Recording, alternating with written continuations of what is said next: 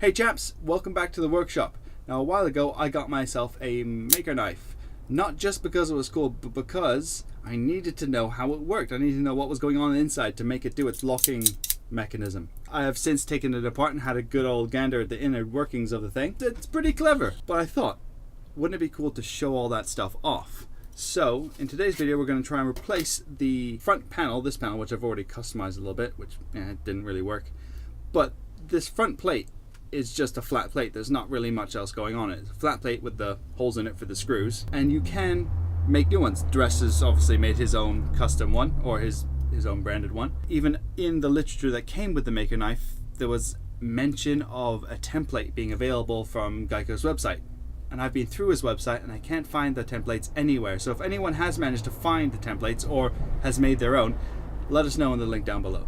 But for today, we're just going to take the front plate off. We're going to trace it onto some acrylic to make a see-through faceplate for this, so you can take a look at all the glorious inner workings of the maker knife.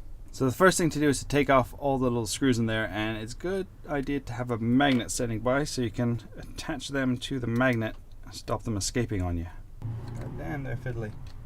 Spoiler alert, you're going to see the insides already now. So here we are. This is how it works. So a leaf spring down the bottom, and then this whole thing here is a leaf spring as well. We'll be able to see all this stuff, the inside workings of it, once we got it back together. But this is the part that we want now, and as you can see, it's just a flat piece of metal right there.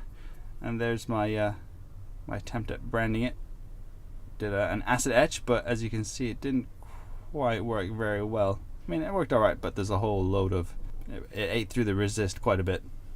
Anyway, this is the part that we're going to trace onto our perspex. Good thing to do when you're tracing stuff out is try and line stuff up to the edges. That way you got to do less cuts. Because we're tracing this out, we want it to be held down nice and steady. What I'm going to do is I'm just going to use some double-sided tape on the back of this, help hold it in place. This is incredibly exciting, isn't it? Watching someone peel tape. So I'm just using the table to line it up. So now we're just going to slide them together. Ooh, look at that. Let's use a brand new blade. Brand new blade. There we go. Look, it's like a maker knife keyring.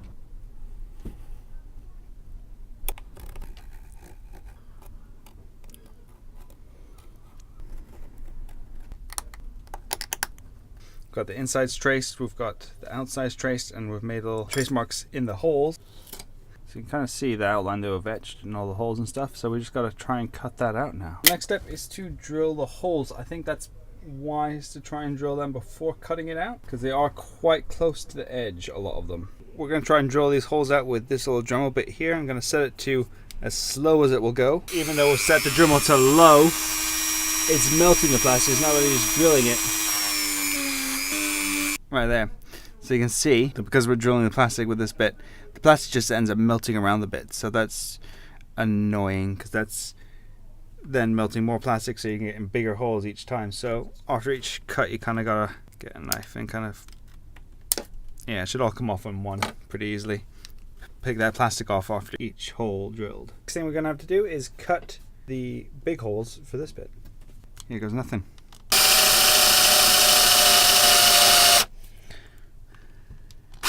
Oh, goddamn. So yeah, like before, it's not actually drilling, it's just kind of melting it. No. Well, shit. We just cracked it right through there. Bugger. Bugger, bugger, bugger. Well, that didn't work. So we're back to the drawing board. I had to come up with a different way to cut the acrylic. So here's what I came up with.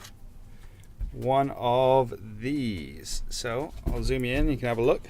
It's just a nail that I took over to the old bench grinder and filed down to make it into a kind of a knife.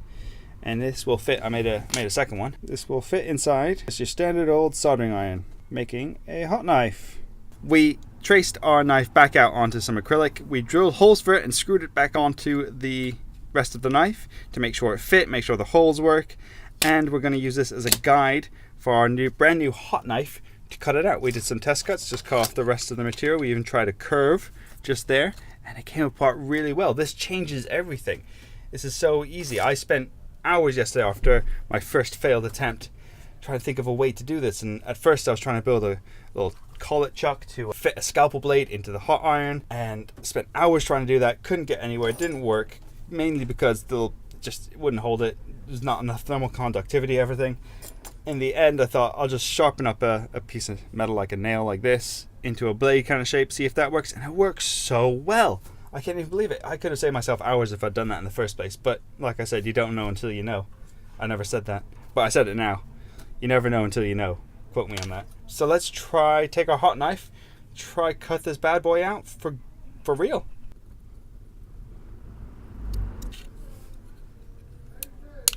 Heck yeah.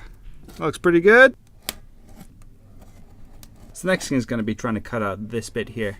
Now we're not going to drill it like we did last time. Didn't really work all that well. We're just going to try and cut it out freehand. I'm going to have it this way up and use this as a guide to cut around that part. Try and keep the blade as straight as we can so we don't go off too much, and hope for the best.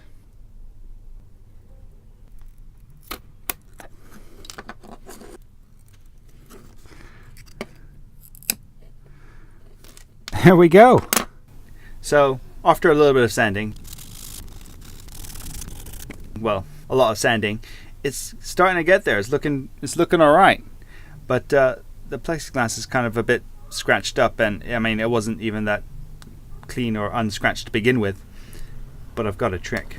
We're gonna polish it up with some Brasso.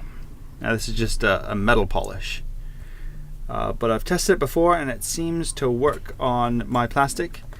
A little bit of a warning though, some polishes might corrode plastic, so it's a good idea to do a little bit of a test with whatever polish you're using on the piece of scrap plastic before you go ahead and do it to your real thing. But I've already tested this and it does work on my plastic, so give this a go and try and polish that up nice and shiny like.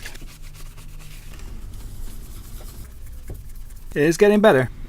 Okay, so I'm not sure if you can tell, but it is still quite scratched up, and that's just, I guess, the piece of plastic that I used had some pretty deep scratches in it. But it is at least clean and shiny now after the polish. Another tip that I just thought of, if you don't have any Brasso or metal polish, or if it doesn't work with the plastic that you have, you might try some toothpaste to polish it. You might be surprising, but toothpaste is actually a pretty damn good polish. It's time to put it all back together.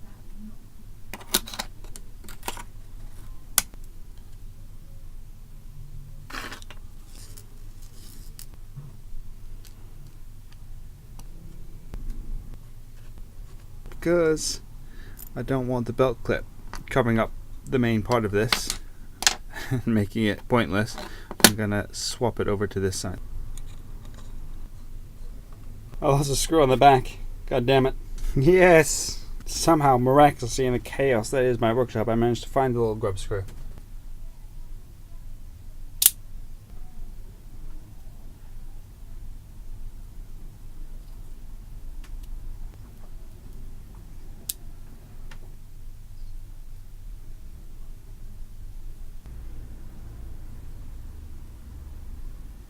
Right, so there we go, finished. I'm really happy with how this turned out. I think the mechanism inside of it is ingenious, and why not show it off? Despite our setbacks, we managed to get it all working, and I always find that's a good thing to do whenever you're trying to build something, and if everything's going wrong, just take a step back, give yourself some time, and you'll come up with a different way to solve your problem. Anyway, thanks for watching, guys. I hope you enjoyed the video. If you did, like it, subscribe to see more random videos whenever I upload them, and I'll see you guys next time.